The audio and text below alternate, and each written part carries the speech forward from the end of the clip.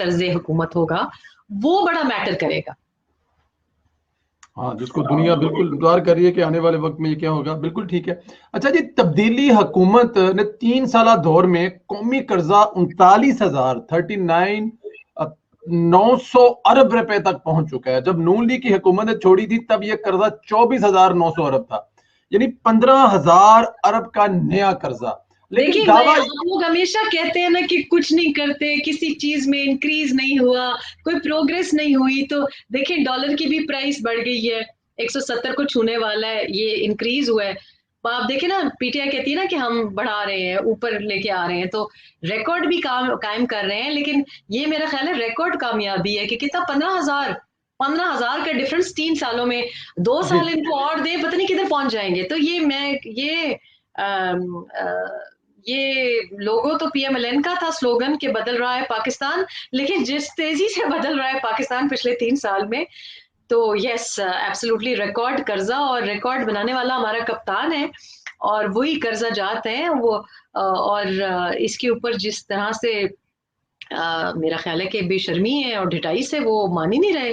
حالانکہ یہ ان کے لیکن وہ دعویٰ یہ کرتے ہیں کہ 10,000 ارب روپیہ قرضہ لیس کیا ہے ہم نے. پتہ نہیں جی کہاں سے کرتے ہیں، اس لیے کیونکہ اگر آپ ہمارا جو مجموعی پیداوار ہے وہ ایک حکومت کی، ایک ملک کی پروگریس بتاتی ہے. مجموعی پیداوار یعنی جی ڈی پی بتاتی ہے کہ آپ کہاں ہیں. تو پہلے کیا تھا، 6 کو چھو رہا تھا، 5.8% پہ چھوڑا تھا.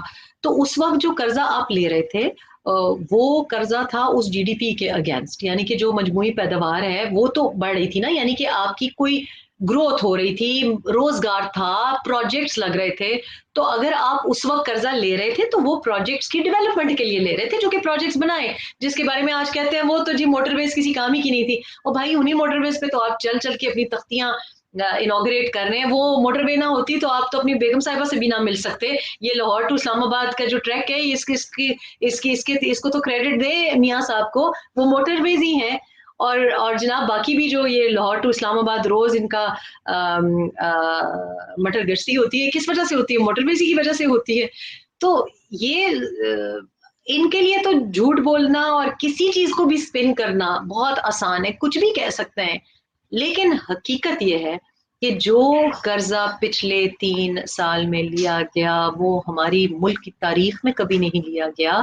اور یہ جو آپ 39,000 ارب کا فگر بتا رہے ہیں یہ تو کمر توڑ ہے. اس سے تو جیسے میں نے کہا کہ اگر ان کو 1-2 سال اور ملے تو یہ تو ہم اس کو کیسے کوئی کریکٹ کرے گا. کیونکہ آپ جی ڈی پی کو دیکھیں نا، اس وقت 5.8% تھا، تو اس پیداوار کے مطابق آپ کا مطلب 70% بن رہا تھا. اب اگر آپ دیکھیں تو کچھ بھی گروتھ نہیں ہے، کوئی مینوفیکچرنگ نہیں ہے، کوئی گروتھ نہیں ہے. یہ تھوڑی بہت جو اس سال ان کی کچھ ایک گاڑیوں کی وجہ سے اور کچھ 1-2 چیزیں جو شروع کی تھی وہ بھی ختم ہو جائیں گی. یہ فورن ریمیٹنسز کی بات کرتے ہیں لیکن ایکچولی گروتھ نہیں ہوئی. کوئی نیا پلانٹ نہیں لگا، کوئی نیا میگا پروجیکٹ نہیں لگا، کوئی سی پیک سرد کولڈ سٹوریج میں پڑا ہے. تو گروتھ جب تک نہیں ہوگی تو ان سے پتہ نہیں یہ قرضہ لے کس لیے رہے ہیں، لگا کدھر رہے ہیں. یہ بڑی عجیب بات ہے. اور آپ یہ مت بھولیں کہ اکتوبر میں ابھی شوکت ترین صاحب جن کو اتنی جلدی ہے سینٹ میں پکا کرنے کی، اسحاق ڈار صاحب کو باہر نکال کے اور ان کو سینٹ میں پکا کرنے کی، وہ اکتوبر میں آئی ایم ایف کے پاس جائیں گے اور پھر آئی ایم ایف آپ کو جو مزید جو اپنی شرائط دے گی وہ میں تو اس کے خوف میں بیٹھی ہوئی ہوں. بالکل ٹھیک ہے. اچھا اسحاق ڈار صاحب کی آپ بات کی اگر دیکھا جائے تو ڈار صاحب کے دور میں جو چیزیں تھی وہ وہاں تک پہنچنا تو دور کی بات ہے.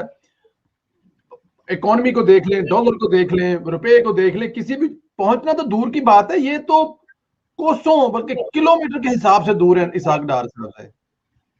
لیکن دیکھیے اس کی بنیادی وجہ یہ ہے کہ اسحاق ڈار صاحب، میاں نواز شریف اور شہباز شریف صاحب اور شاید خاقان عباسی بھی، یہ تمام لوگ اس وہم کا شکار تھے کہ اگر یہ لوڈ شیڈنگ دور کر دیں گے، بجلی کی پیداوار بڑھا دیں گے، لیپ ٹاپس لوگوں میں تقسیم کر کے ان کو اسکالرشپس دے کے، روزگار دے کے، پولی ٹیکنک کے جو ووکیشنل کالجز ہیں وہ بنا کے، یا ایل این جی سستی لا کے، یا سی پیک پہ تیزی سے کام کر کے یہ اپنی جگہ PMLN کی جو جگہ ہے یا فیوچر الیکشنز میں جو رزلٹ ہے، نتیجہ ہے، اس کو سیکیور کر لیں گے، یہ ان کی غلط فہمی تھی. پاکستان میں انفرادی طور پہ بھی جو کام کرتا ہے نا، اس کو کھڈے لائن کر دیا جاتا ہے. آپ کو پاکستان میں صرف وہ شخص چلتا ہے جو کہ کرپٹ ہو، جو کہ ناکارہ ہو، جو کہ صرف سلوٹ مارے، جو کہ صرف بوٹ پالش کرے، صرف جی حضوری کرے.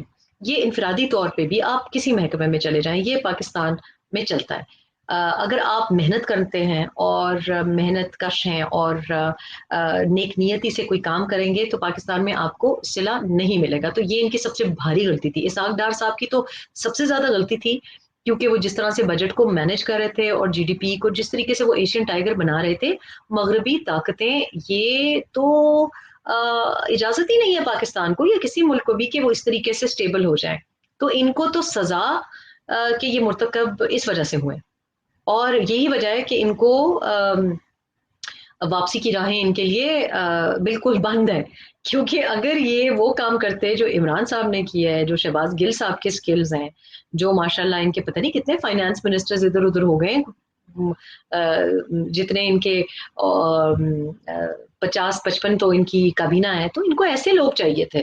تو یہ غلط فہمی کا شکار تھے. یہ تیزی سے لوڈ شیڈنگ اور تیزی سے کبھی وہ یہ پروجیکٹ تو وہ پروجیکٹ، تو جناب موٹر ویز اور میٹروز، یہ نہیں چاہیے تھا.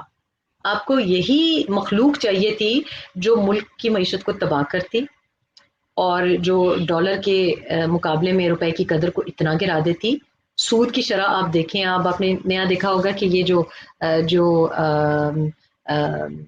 انہوں نے ابھی یہ جو قرضہ لیا ہے اور اس کے بعد جو ان کے آگے مزید پلانز ہیں. میں نے آپ کی پروگرام پہ جون میں جب بجٹ آیا تھا تو میں نے کہا تھا شوکت ترین صاحب کی میں بات پر یقین کرنا چاہتی ہوں. میں چاہتی ہوں کہ میں ان کی بات کا یقین کروں کہ یہ الیکشن دوست یا عوام دوست، غریب دوست بجٹ ہے. لیکن جولائی میں آپ دیکھیں گے، سپٹمبر میں آپ دیکھیں گے، اور وہی ہوا. اگست میں آپ کے شروع میں نے جو بتایا تھا وہی ہوا. بجلی کے ساتھ وہی ہوا، پیٹرول کے ساتھ وہی ہوا. ادویات کو بھول ہی جائیں آپ. تو بیسکلی یہ لوگ اس وجہ سے ان کا انتخاب ہوا ہے، یہ سلیکٹ اس لیے ہوئے ہیں کہ یہ نااہل تھے اور انہوں نے ملک کی معیشت کو تباہ کرنے کا ان کا ایجنڈا تھا اور وہ انہوں نے پورا کیا. بالکل ٹھیک ہے.